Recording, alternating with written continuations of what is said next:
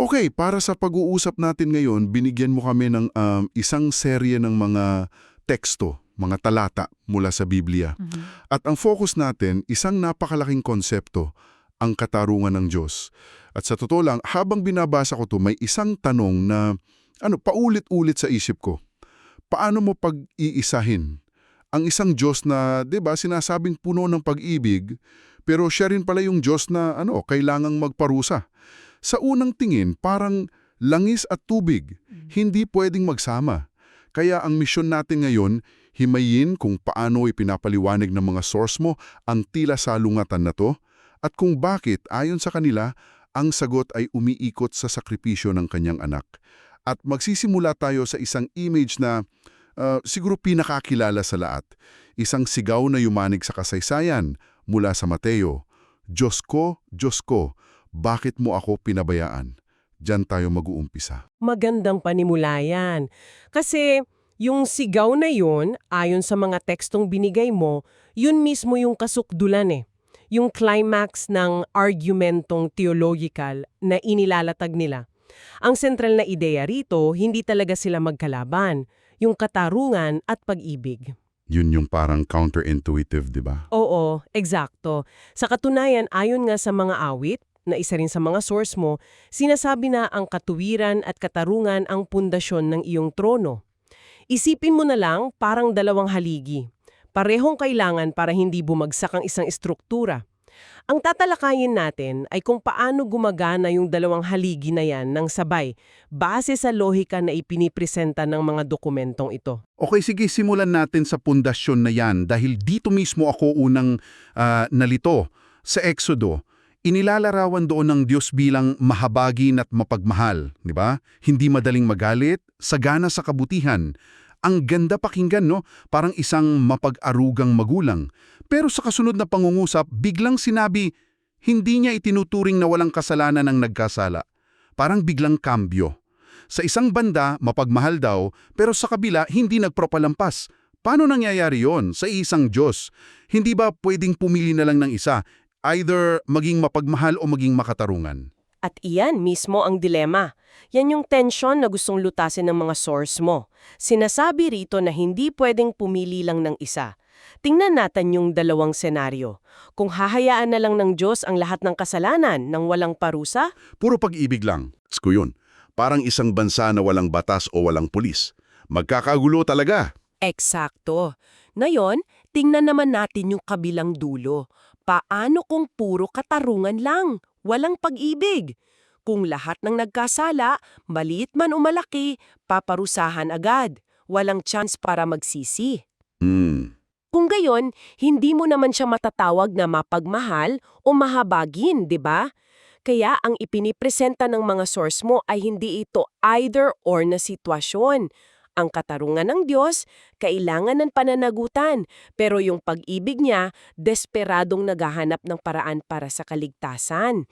Hindi sila nagbabanggaan, naghahanap sila ng paraan para magtagpo. Sige, para mas maintindihan natin yung pagtatagpo na yan, kailangan muna nating linawin. Itong buong ideya nakasalalay sa salitang kasalanan.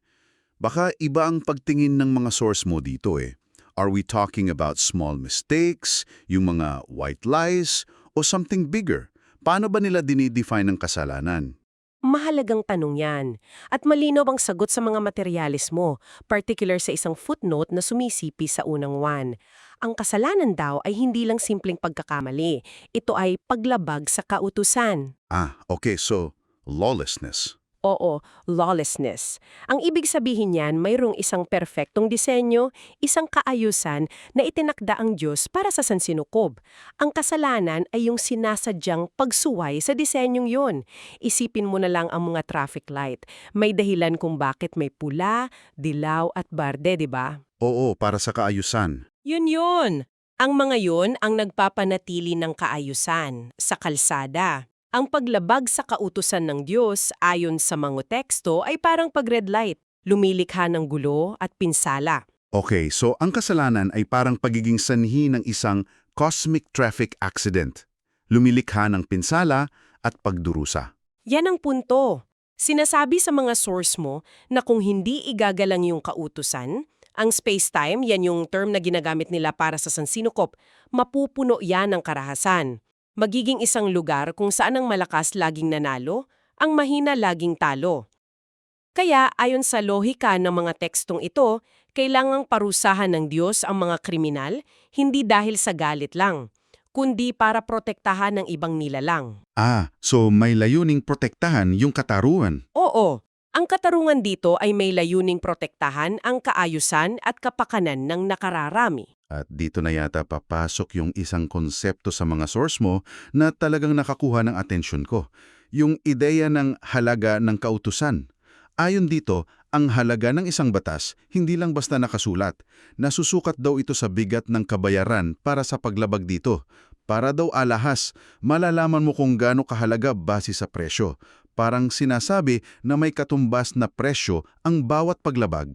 At dyan na natin makikita ang simula ng solusyon sa dilema kanina. Kung ang bawat paglabag ay may katumbas na kabayaran at ang Diyos ay parehong makatarungan at mapagmahal, paano niya lulutasin yan? Ang sagot, ayon sa mga binigay mong dokumento, napakaradikal. Hindi niya ipinasa sa iba ang responsibilidad. Hindi niya sinabing, sige, magbayad kayo. Hindi. Ang Diyos mismo ang nagbayad ng kabayaran. At dito na nagiging awa. Grabe! Dahil kailangang may managot pero gusto rin niyang magligtas. Siya na mismo ang gumawa ng paraan. Binabanggit sa Lucas na ipinadala niya ang kanyang minamahal na anak. At dinudugtungan naman sa 1 Timoteo na ang anak na ito ay ibinigay bilang pantubos para sa lahat. Hindi lang para sa iilan, kundi para sa lahat. So ang mismong lumikha ang nag-alok ng solusyon. Pero teka, bakit kailangan anak pa niya? Himayin natin yung lohika niyan kasi detalyado yan sa mga source mo. Itinatanong mismo doon, bakit hindi na lang isang makapangyarihang anghel o isang perpektong tao ang ginawang pantubos? Ang sagot, bumabalik sa konsepto ng halaga. Ayon sa source, kung isang nilikha lang, kahit gaano pa yung kadakila tulad ng isang arkanghel, ang ginawang kabayaran, may ipinapahiwatig itong mensahe sa buong sansinukob. Ano yung mensahe? Ang mensahe ay, ang kautusan ng Diyos ay kasing halaga lang ng buhay ng isang anghel. Mag-iiwan yan ng impresyon na ang kautusan, bagamat mahalaga, ay hindi naman ganon kataas ang halaga. Pwede itong bayaran ng isang nilikha lang. So may iisip ng lahat na, okay lang palang labagin to paminsan-minsan kasi kaya namang bayaran ng isang anghel. Bababa ang tingin ng lahat sa kautusan. Eksakto! Teka sandali. So ang argument ay, kung anghel lang ang pinadala, parang sinabi na rin ng Diyos na ang batas niya ay angel level lang ang halaga. Hindi God level. Wow, that's a heavy, almost economic way of looking at divine justice. Eksakto! Para itakda ang halaga ng kautusan sa pinakamataas at hindi matatawarang antas, kinailangan na ang kabayaran ay may pinakamataas ding halaga. At ano pang mas may mataas na halaga kesa sa Diyos mismo? Ayon sa teolohiya ng mga source mo, nang ang Diyos mismo sa katawan ng tinatawag nilang ikalawang persona ng Diyos na napansin ko may kasamang Korean character sa source mo. Oo nga, napansin ko yan. Je'iwi Hananim. Ano ang ibig sabihin yan? Bakit may Korean? Mukhang ang source material na pinagkukunan mo nito ay may pinag-ugatan sa isang Korean na theological na pananaw. Ang Je'iwi Hananim o Je'iwi Hananim, literal na nangangahulugang second position God o Diyos sa ikalawang pwesto, na direktang katumbas lang ng konsepto sa kanluraning teolohiya na second person of the Godhead o ang anak. Okay. So, a way of emphasizing na Diyos mismo yun. Oo, ang paggamit ng terminong ito ay nagbibigay diin sa ideya na ang naging kabayaran ay hindi lang isang sugo kundi ang Diyos mismo. At sa paggawa nito, itinakda niya ang sukdulang halaga para sa kanyang kautusan. Ang mensahe ay naging malinaw. Ang kautosang ito ay kasing halaga ng buhay ng Diyos. Walang sinuman ang pwedeng magsabi na ito ay maliit na bagay lang. Grabe, dito na natin babalikan yung unang-unang imahe, yung sigaw sa krus. Diyos ko, bakit mo ako pinabayaan? Base sa paliwanag na to, hindi lang ito sigaw ng pisikal na sakit. Ito pala ay isang theological na kaganapan. Ang paghihiwalay, sabi sa source, ng unang persona at ikalawang persona ng Diyos. Anong ibig sabihin yan sa practical na paraan? Ipinapaliwanag dito na para yakapin ang mga makasalanan, kinailangang danasin ng Diyos ang mismong resulta ng kasalanan. At yun ay ang paghihiwalay sa Kanya. Para mas maintindihan natin, gamitin natin ang isang analohiya. Isipin mo na isang hari ang gumawa ng batas laban sa pagnanakaw, parusang kamatayan. Okay, seryoso. Seryoso siya sa batas na to para mapanatili ang kaayusan. Ngayon, ang unang nahuling nagnakaw at nilitis ay ang sarili niyang pinakamamahal na ina. Napakabigat na sitwasyon. Oo, anong gagawin ng hari? Kung papalayain niya ang ina niya dahil sa pag-ibig, sinira niya ang sarili niyang batas. Pinakita niya sa lahat na hindi pala seryoso ang utos niya. Mawawalan siya ng kredibilidad. Tama. Pero kung ipapapatay niya ang sarili niyang ina para sundin ang batas, dudurugin niya ang sarili niyang puso at hindi siya magiging mapagmahal. So anong solusyon?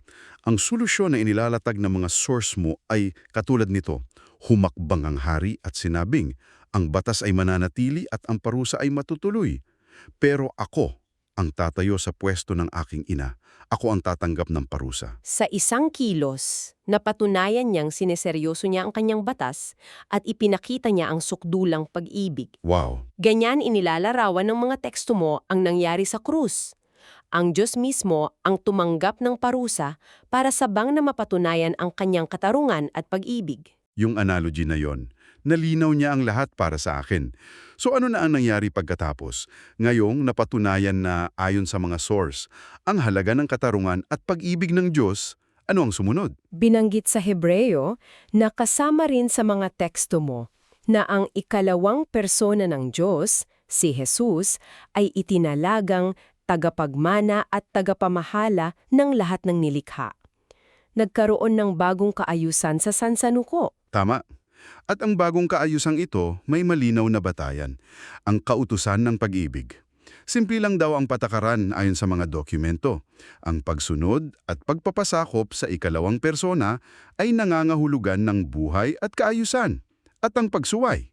Ang pagsuway naman sa kanya ay nagreresulta sa gulo at sa huli, kamatayan. At dito pumapasok yung isa pang konsepto na madalas kinatatakutan, ang dagat-dagatang apoy o bulmot sa Korea. I have to admit, yung konsepto ng dagat-dagatang apoy parang ang bigat pakinggan. Dito madalas natatakot ang mga tao, di ba? It sounds incredibly harsh. Hindi ba't yan mismo ang imagine na nagiging dahilan kung bakit tinitingnan ng iba ang Diyos bilang malupit, which is the very problem we started with? Naiintindihan ko ang reaksyon na yan at yan ang karaniwang pagtingin. Pero ang paliwanag sa source mo, iba ang anggulo. Hindi ito ipinipresenta bilang isang lugar ng walang katapusang pagpapahirap para lang manakot. So ano siya? Ipinipresenta ito bilang pinal na resulta ng katarungan, ang tuluyang pag-alis sa lahat ng sanhi ng pagdurusa at karahasan sa sansinukob. Kumbaga, kung ang layunin ay isang perpektong mundo kung saan walang nangaapi at walang inaapi, kailangang alisin yung mga elemento na patuloy na gumagawa ng kasamaan at ayaw magbago. So parang isang surgeon na tinatanggal ang cancer cells para mailigtas ang buong katawan? Magandang analogy yan. At may isa pang matinding punto na idinagdag sa source. Sinasabi doon na ang buong space-time o sansinukob, nilikha ito para sa ikalawang persona na ito. Siya ang sentro at layunin ng lahat ng nilikha.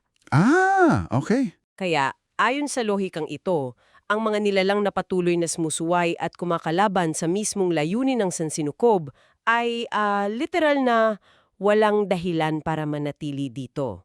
So it's less about punishment and more about incompatibility?